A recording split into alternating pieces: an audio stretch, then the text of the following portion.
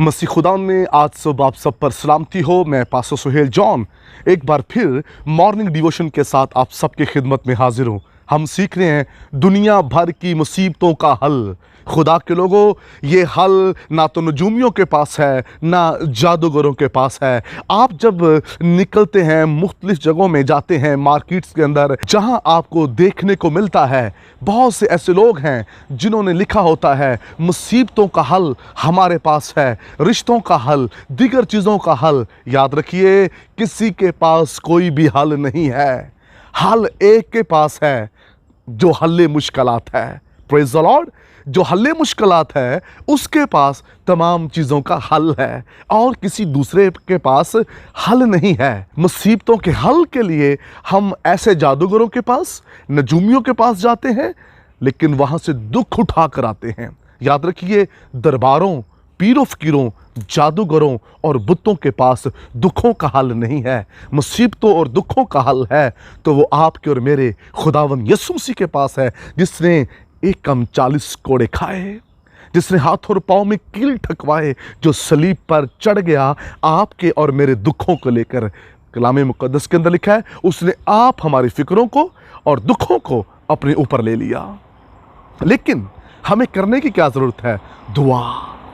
खुदा के लोगों, आपको रुपया पैसा देना नहीं पड़ेगा दुआ के लिए। ये ऐसा हल है जहां आपका पैसा नहीं लगता। दुनिया में जितनी भी मुसीबतें हैं उनमें से निकलने के लिए या तो हमें लिंक चाहिए होते हैं, ऐसे सोर्स होते हैं जो हम इस्तेमाल करते हैं, रुपया पैसा दीगर ऐसे ज़राए से हम मुसीबतों में से निकलते हैं। लेकिन फिर भी हम दोबारा मुसीबतों में फंस जाते हैं। थोड़ी देर के लिए निकलते हैं फिर फंस जाते हैं। लेकिन जो तरीका और हल मैं आपको बता रहा हूं, यहां आपको किसी इंसान की मिन्नत नहीं करनी पड़ेगी, किसी से पैसा नहीं मांगना पड़ेगा, किसी को पैसा देना नहीं पड़ेगा, किसी के कहने के पीछे टोटके नहीं करने पड़ेंगे, बल्कि फ़क्त आप दिल ही दिल में उससे बात करना शुरू करें। अपने बच्चों का, अपने घर का हाल बयान कीजिए, अपने बिजनेस का हाल बयान कीजिए, अपनी जॉब का हाल बयान कीजिए, अपने अज़दवाज का, अपने जीवन साथी का हाल बयान कीजिए। जहाँ जहाँ आपको मुश्किलें नज़र आ रही हैं, मुसीबतें नज़र आ रही हैं, आप दिल ही दिल में उससे बात तो कीजिए। लिखा है, हन्ना के वक्त होंठ हिलते थे।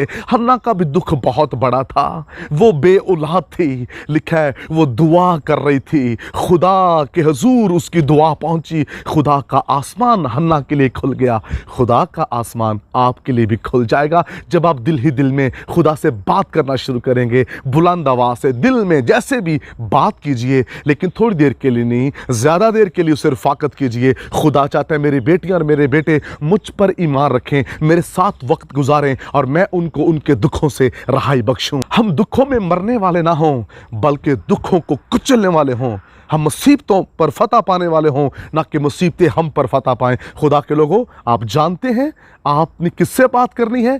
जिसने सलीब पर अपना खून बहाया। आपने उससे बात करनी है जिसकी कब्र खाली है। आपने उससे बात नहीं करनी जो कब्रों में पड़े हुए हैं। जो कब्रों में पड़े हुए हैं और जिनकी कब्रें मौजूद हैं और कब्रों में हड्डियां, निजासत, बदबू है, वो आपको कुछ नहीं दे सकते। वो लोग जो कब्रों में हैं उनके पास देने को कुछ नहीं है।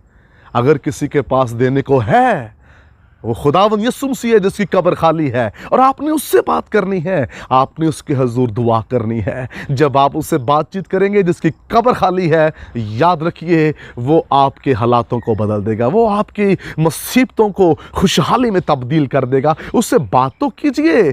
हम उनसे बात कर रहे हैं जो मिट्टी के नीचे हैं, हम उनसे बात कर रहे हैं जो बुत बने हुए हैं, हम उनसे बात करते हैं और उनके पास अपने दुख बयान करते हैं जो कल को खुद मर जाएंगे।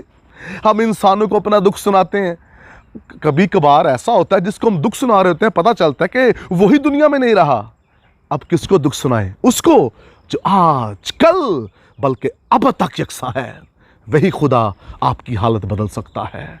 खुदावन इस कलाम की वसीला से आपको बरकत दे और तौफीक दे कि आप सिर्फ खुदा पर ईमान रखकर वहाँ दुआ करना शुरू करें। खुदावंद आपको बरकत दे। मेहरबान आसमानी बाप, मेरी दुआ है कलाम सुनने वाले आप पर भरोसा करें और आपसे दुआ करें ताकि इनकी हालतें बदल जाएं। यीशु नाम में आमीन। तक हमारा चैनल सब्सक्राइब नहीं किया तो अभी सब्सक्राइब करें और बेल आइकॉन को क्लिक करके हमारी लेटेस्ट वीडियोस के बारे में अपडेट जानें।